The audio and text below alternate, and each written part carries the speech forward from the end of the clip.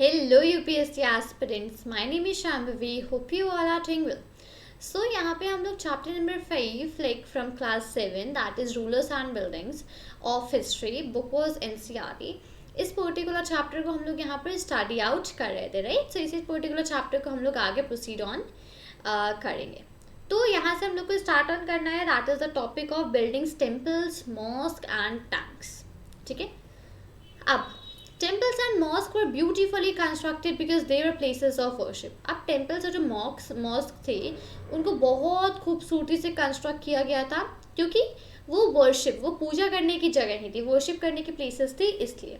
They were also meant to demonstrate the power, wealth and devotion of the patron.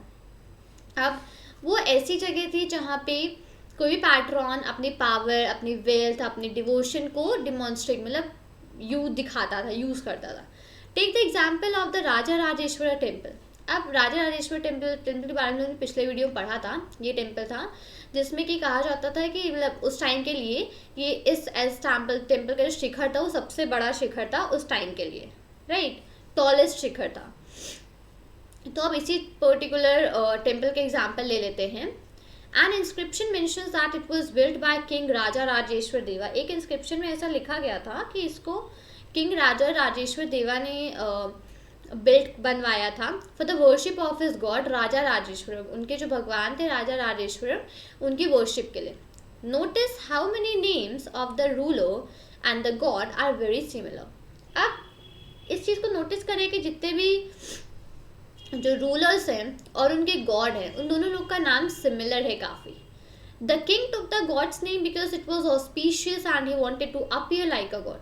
अब जो राजा होते थे वो गॉड्स का नाम इसलिए ले लेते थे, इसे रख लेते थे क्योंकि वो बहुत ऑस्पिशियस, बहुत अच्छा होता था और वो भगवान के तरीके भगवान के तरीके बनना चाहते थे. That is the reason. Through the rituals of worship in the temple one god honoured another. अब जो रिचुअल्स थे, जो वर्शिप के थे टेम्पल में, उसमें एक भगवान दूसरे भगवान को ऑनर करते थे. The largest temples were all constructed by kings. जितने बड़े बड़े टेम्पल्स थे सबको राजा वगैरह ने कंस्ट्रक्ट करवाया था. The other lesser deities in the temple were gods and goddesses of the allies and subordinates of the ruler. तो और जो deities वगैरह थे टेम्पल में वो भगवान थे, गॉड्स थे, गॉडेसेस थी. ठीक है. जो भी रूलर के जो भी अलाइज वगैरह थे वो सब लोग थे. The temple was a miniature model of the world ruled by the kings and his allies. अब टेम्पल क्या था? वो एक छोटा सा मिनीएचर था, मिनीएचर मॉडल था वर्ल्ड का जिसमें कि जो किंग्स और उसके अलाइज होते वो रूल करते थे. As they worshipped their deities together in the royal temples. उनके जो रॉयल टेम्पल्स होते थे उसमें वो अपने डीटीज की वर्शिप एक साथ करते थे. It seems as if they brought the just rule of the gods on earth. ऐसा लगता था कि भगवान का जो रूल है उसको वो अर्थ पर ले आए हैं. मुस्लिम सुल्तान्स एंड पदशाहs did not claim to be incarnations of God, but Persian court chronicles described the sultan as a shadow of God. Muslim sultans और जो पदशाहs थे उन्होंने ये क्लेम नहीं किया था कि वो इनकारनेशंस मतलब गॉड के वो है. बट जो पर्शियन कोर्ट है उसने ये डिस्क्राइब किया था सुल्तान्स को कि वो भगवान की एक शैडो है, God, shadow of God. An inscription in the Kuwait al-Islam mosque explained that God chose Alauddin as the king because he had the qualities of Moses and Solomon.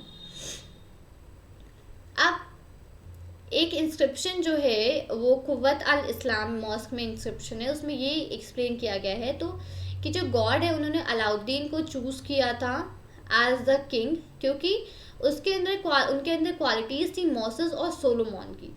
ये क्या थे? ये दो बहुत ही बड़े लॉ गिवर्स थे past में, तो उनकी क्वालिटीज़ थी अलाउद्दीन के अंदर. The greatest law giver and architect was God himself. और सबसे बड़ा लॉ गिवर और आर्किटेक्ट गॉड खुद ही थे. द ग्रेटेस्ट लॉ गिवर, अच्छा हो गया. He created the world out of chaos and introduce order and symmetry. उन्होंने इस क्योस के बाहर इस दुनिया को बनाया और ऑर्डर और सिमेट्री को यहाँ पर इंट्रोड्यूस किया right. As each new dynasty came to powers, kings wanted to emphasize their moral right to be rulers. जैसे जो डायनेस्टीज थी वो पावर में आती जा रही थी, वैसे जो किंग्स थे वो अपने मॉरल राइट को इम्फोसाइज मतलब बताना चाहते थे, रूल कि रूलर्स अपने उनको बताना चाहते थे। Constructing places of worship provided rulers with a chance to proclaim their close relationship with God. अब प्लेसेस जो थे वर्शिप करने की जो भी प्लेसेस थी वो रूलर्स को प्रोवाइड करती थी चांसेस उनकी क्लोज रिलेशनशिप के भगवान के साथ। Especially important in an age of rapid political change, rulers also offered patronage to the learned and pious.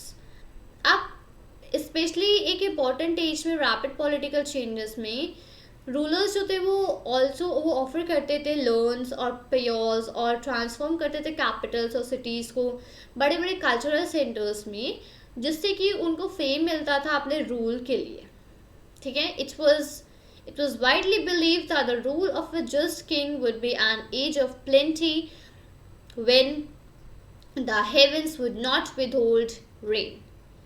अब उसी सेम टाइम पे ये होता था कि उस टाइम पे ऐसा माना जाता था कि जो किंग का जो रूल है वो एक काफ़ी बड़ी एज के लिए है जब हेवेंस जो थे वो विदहोल्ड रेन करते थे, would not withhold rain. So at the same time, making precious water available by constructing tanks, reservoirs was highly praised.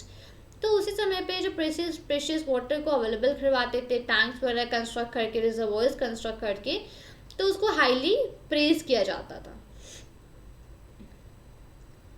Sultan Iltutmish won universal respect for constructing a large reservoir just outside Delhi एक हुना। सुल्तान इल्तुतमिश को universal respect मिली जीते थे जब उन्होंने एक बहुत बड़ा रिजर्वायर बनवा दिया था जस्ट दिल्ली एक खुना के बाहर। इट वॉज कॉल्ड द हौज़ सुल्तानी और द किंग्स रिजर्वायर। इसको हौज़ सुल्तानी या फिर किंग्स रिजर्वायर कहा जाता था। ठीक है, rulers often constructing tanks and reservoirs big and small for use by ordinary people. जो रूलर्स होते थे वो भी टैंक्स और रिजर्वायर्स को कंस्ट्रक्ट करवाते थे, बड़े छोटे टैंक्स, बड़े छोटे रिजर्वायर्स, ताकि जो ऑर्डिनरी पीपल हैं वो उसको यूज़ कर पाए। Sometimes these tanks and reservoirs were part of a temple. कई बार ऐसा होता था कि जो टैंक्स और रिजर्वॉयर्स होते थे वो टेम्पल का एक पार्ट होते थे, मॉस्क का एक पार्ट होते थे, और या फिर गुरुद्वारा का एक पार्ट होते थे। ठीक है, अब जो टेम्पल्स थे, why were temples targeted? Temples को टारगेट क्यों किया गया था? Because kings built temples to demonstrate their devotion to God and their power and wealth. अब जो किंग्स होते थे वो टेम्पल्स को बनाते थे अपनी गॉड की तरफ, अपनी डिवोशन को दिखाने के लिए, अपनी पावर दिखाने के लिए, अपनी वेल्थ दिखाने के लिए किंग्स टेम्पल्स को बनाते थे। It is not surprising that when they attacked one another's kingdoms they often targeted these buildings. और इसमें कोई भी सरप्राइज वाली बात नहीं है कि जब वो एक दूसरे के किंगडम्स में अटैक करते थे तो ये जो टेम्पल्स, जो बिल्डिंग्स होती थी, इनको भी टारगेट करते थे। In the early 9th century, when the Pandyan king Srivallabha invaded Sri Lanka and defeated the king, Senavan, the Buddhist monk and chronicler Dhammakitti noted he removed all the valuables. अब 9th century में जब Pandian king Shri Bhalla उन्होंने श्रीलंका को defeat किया, श्रीलंका के king को, तो सेनावन जो कि जो बुद्धिस्ट मॉन्क्स थे और धम्मा किट्टी थे, उन्होंने नोट किया, removed all the valuables. The statue of the Buddha made entirely of gold in the jewel place and the golden images in the various monasteries, all these he seized. उन्होंने जो भी बुद्धा का जो भी statue था जो कि पूरा गोल्ड का बना था ज्वेल पैलेस में, और जो भी गोल्डन इमेजेस थी वो अलग अलग जो मोनास्ट्रीज में बनी हुई थी, उन सब को उन्होंने वहाँ से हटा दिया। The blow to the pride of the Sinhalese ruler excuse me. The blow to the pride of the Sinhalese ruler had to be avenged, and the next Sinhalese ruler, Sena II, ordered his general to invade Madurai, the capital of Pandyas. The Buddhist chronicler noted that the expedition made a special effort to find and restore the golden statue of the Buddha. तो जो Buddhist chronicler थे उन्होंने ये note किया कि एक special effort करा गया था उसको फाइंड करने के लिए, बुद्धा के जो गोल्ड स्टैचू था उसको फाइंड करने के लिए और उसको वापस से रीस्टोर करने के लिए। Similarly in the early 11th century, इसी तरीके से अर्ली 11th सेंचुरी में जब जो चोला किंग थे राजेंद्र वन, उन्होंने जब शिवा टेम्पल बनाया था उनके कैपिटल में, उन्होंने उसको पूरा फिल कर दिया था प्राइज स्टैचूज से और रूलर्स को डिफीट, मतलब रूलर्स को हराया था. And incomplete list included a sun pedestal from the Chalukyas. अब यहाँ पे एक लिस्ट है वो इनकम्प्लीट है, बट उसमें क्या क्या चीज़ें हैं. एक सन पेडेस्ट्रल था जो कि चालुक्यास का था, अ गणेश स्टैचू था जो कि, और बहुत सारे स्टैचूज थे दुर्गा के, एक नंदी का स्टैचू था ईस्टर्न चालुक्यास से, भैरव की एक इमेज थी, और Bharavi from the Kalingas of Orissa की एक इमेज थी, ठीक है, और काली स्टैचू था पालाज ऑफ बंगाल से. तो statue of Sultan Mahmud of Ghazni was a contemporary of Rajendra one. अब सुल्तान महमूद जो था गजनी का, वो एक राजेंद्र वन का वो एक कॉन्टेम्प्ररी था. During his campaigns in the sub continent he attacked the temples. अब उसके कैंपेन्स में, सब कॉन्टिनेंट के कैंपेन्स में उसने टेम्पल्स वगैरह को अटैक किया था और राजा वगैरह को डिफीट किया था, और उनकी जो वेल्थ वगैरह थी उसको पूरा टेक अवे कर लिया था.